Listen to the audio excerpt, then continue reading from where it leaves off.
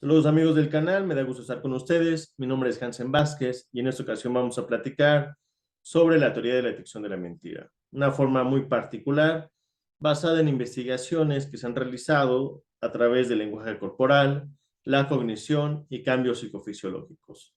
De entrada, es verdad que no existen técnicas infalibles para descubrirla. Y sin embargo, es claro también que los seres humanos actuamos ante determinados eventos de la vida movidos por un estímulo. Es decir, hay algo que nos hace actuar de determinada manera ante situaciones particulares. Esto se explica porque de manera natural buscamos zonas de confort. De forma consciente pretendemos alejarnos de lo que no nos gusta y esto lo realizamos no únicamente al desplazarnos, sino de forma intelectual, conductual, emocional y además fisiológica. Tomando como base la teoría de Darwin sobre la adaptación y el comportamiento, podemos identificar lo que mueve al sospechoso, lo que pretende ocultar y de lo que está dispuesto entonces también únicamente a contar. Esto es posible porque el mentiroso va a forzar su cerebro, va a recordar lo que pasó aunque no lo mencione. Además, va a construir una mentira produciendo de manera involuntaria indicios delatores, los cuales se convertirán en la vía de comunicación involuntaria en él, ya que, bueno, el ser humano siempre ha utilizado la mentira y también ha intentado descubrirla. Imaginemos tan solo que en tiempos inmemorables la detección de la mentira jugó un papel determinante en la sobrevivencia. El cazar con éxito implica engañar a la presa.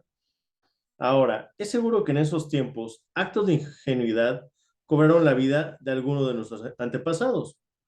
Conforme la sociedad se fue estructurando, el predecir acciones de los enemigos era la diferencia entre la victoria o la derrota, y sí, entre la vida y la muerte, lo que significó que el éxito de la supervivencia se presentara al tener ciertas habilidades y la astucia para detectar signos de engaño, pero también la habilidad de utilizar ese engaño o algunas otras formas como medio para adquirir satisfactores. Conforme transcurre el tiempo, los seres humanos perfeccionamos los aconteceres, mejoramos lo que hacemos, nos volvemos expertos en aquellas actividades que realizamos con habitualidad. La detección de la mentira no es la excepción. Nos lleva a tener investigadores, especialistas y diversas técnicas para descubrirla. Y si bien la última palabra en lo que respecta a la detección de la mentira aún no se ha dicho, y toda forma de descubrirla es falible, ante ciertos supuestos y con el uso de métodos adecuados, podríamos acercarnos a esa verdad que estamos buscando.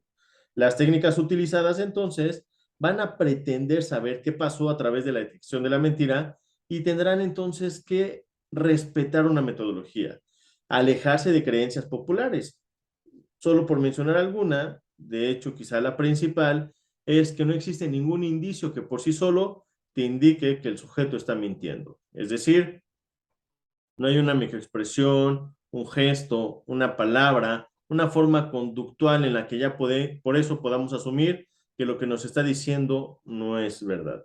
Lo tenemos que observar a través de una agrupación, siguiendo una serie de pasos y además señalando el estímulo indicado y observar y escuchar en el momento, es decir, no después de 30, 40 segundos, en el momento en el que estamos presentando el estímulo para observar si hay una reacción o no. Ante esto, existen diferentes tipos de negación que van a carecer de la verdad. Cada una de estas formas se encuentra razón de ser al depender lo que las produce y el fin que se busca en su uso. Turchet señala que en su nacimiento los seres humanos somos sinceros, espontáneos y además naturales. La educación les coloca filtros para convertirnos en adultos eficaces. De cierta forma, en la practicidad de las interacciones humanas, nos habituamos a simular, a esconder, ya sean episodios de la vida, parte de nuestro cuerpo, pero sobre todo las emociones. Estas emociones que ante los ojos de los demás nos harían ver quizá como débiles. Nos encontramos en una sociedad que admira más a la persona sobria y segura que a aquel sensible y sincero. Respetamos y seguimos a los sujetos que se asemejan más a un robot frío y sin emociones que al humano emocional que esperamos racionalice. Dichos patrones de conducta nos hacen entender las intenciones de una persona que decide primero realizar una acción indebida, es decir, una conducta prohibitiva. Segundo, va a querer ocultarlas, va a querer ocultar dicha conducta para evitar consecuencias. En ambos casos, la conciencia jugará un papel sumamente importante, ya que si esta acción indebida no representa nada en el sujeto, es decir, no aparecen emociones, no se arrepiente, no siente culpa, no siente remordimiento, va a ser más complicado que se detecte la mentira. De igual forma, con aquella persona que planeó la mentira. Será más difícil cuando alguien la planea que cuando surge de forma espontánea el decidir negar algo. Pero en la normalidad de las personas, sí hay una imposibilidad de alejarse de eventos que nos confrontan. Utilizamos ciertos movimientos y procedimientos cognitivos para calmarnos.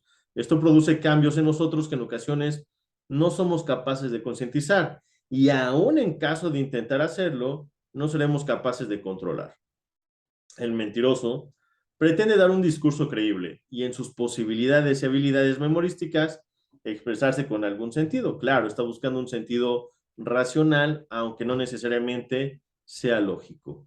Ubiquemos entonces que las mentiras, al ser creadas de la imaginación, se presentan de experiencias internas, no existen, mientras que las verdades encuentran su origen externo al ser percibidas de una realidad presencial.